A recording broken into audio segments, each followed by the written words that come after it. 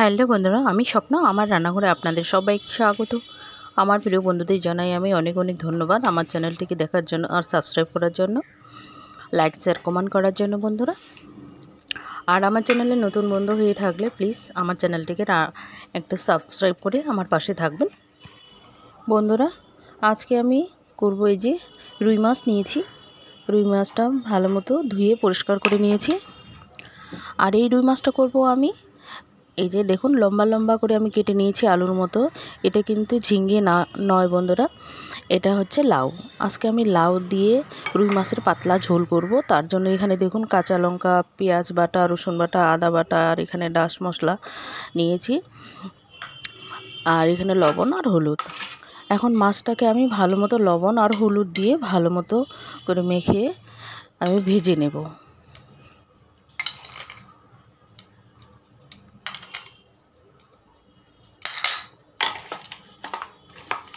মেখে নিচ্ছি বন্ধুরা। মেখে নিয়ে আমি মাছটাকে ভেজে নেব।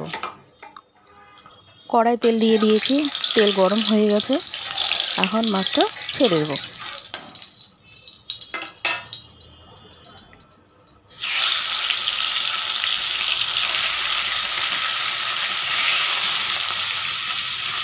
বন্ধুরা আস্তে আস্তে মাছগুলোকে আমি হালকা করে ভেজে নেব।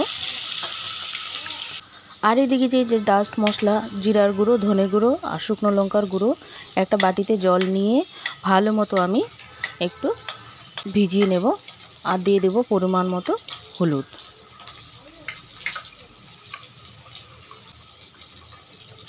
এই যে হাফ বাটি জলে ভিজিয়ে নিলাম। আর দেখুন মাছটা এদিকে আমার এক পিঠ ভাজা হয়ে গেছে, উল্টে দিলাম। এভাবে এপিট ওপিট করে আমি ভেজে নেব মাছটাকে। সম্পূর্ণ মাছগুলোকে ভেজে নেব বন্ধুরা। মাছ ভাজা হয়ে গেছে, এবার ওই মাছ ভাজা তেলে আমি লাউগুলোকে ভেজে নেব।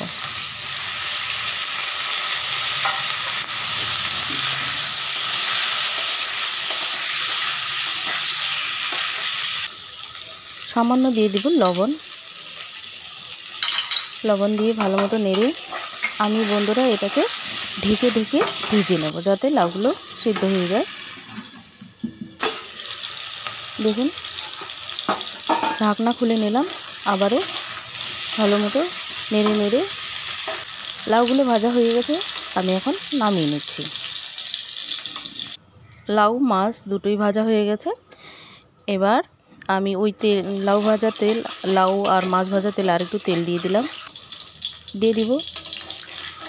এবার আমি জিরে, গোটা জিরে ফোড়ন দিয়ে দিলাম, গোটা জিরে আর কাঁচা লঙ্কা ফোড়ন দিয়ে দিলাম।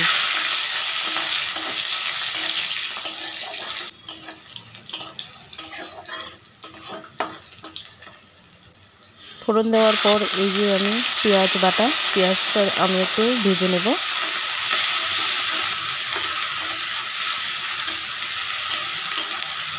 পেঁয়াজ ভাজা হয়ে গেছে, এবার আমি আদা আর রসুন বাটাটা দিয়ে দিলাম। সব পরিমাণ মতো নিয়েছি বন্ধুরা। এবার আদা আর রসুনটা একটু ভালো মতো ভেজে নিচ্ছি। ভাজা হয়ে গেছে। এবার আমি ওই যে ডাস্ট মশলাগুলো জলের মধ্যে গুলে রেখেছি সেটা দিয়ে দিলাম। সেটা দিয়ে মশলাটাকে এখন ভালো মতো একটু ভেজে নেব।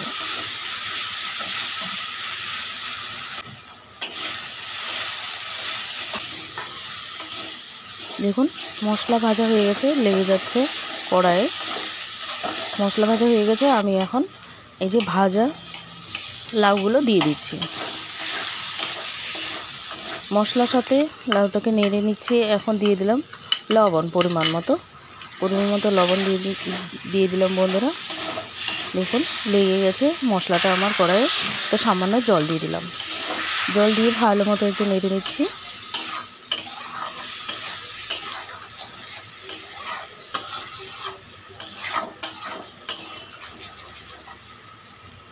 মশলা কষা হয়ে গেছে বন্ধুরা। দেখুন সবজির সাথে মশলা কষা হয়ে গেছে। আর বেশি কষাবো না। আমি এখন পরিমাণ মতো জল দিয়ে দেব। জল দিয়ে দিলাম বন্ধুরা।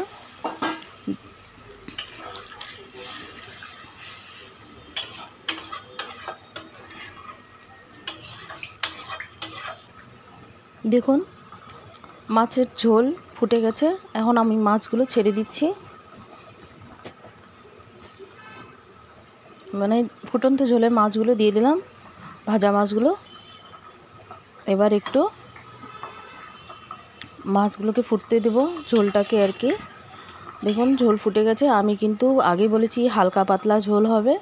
এই গরমের মধ্যে এই লাউ দিয়ে হালকা পাতলা ঝোল বন্ধুরা শরীরের পক্ষে খুবই উপকারী।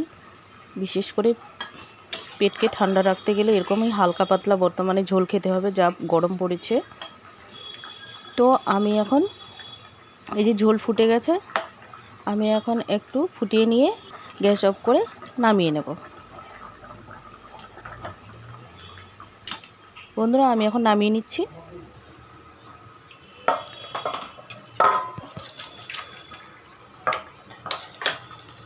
নামিয়ে নিলাম গামলার মধ্যে। আর দেখুন বন্ধুরা কি সুন্দর হয়েছে দেখতে।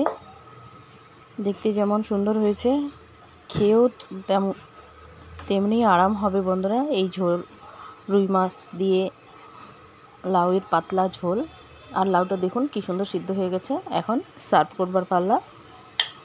আমি এখন প্লেটে উঠিয়ে নিচ্ছি।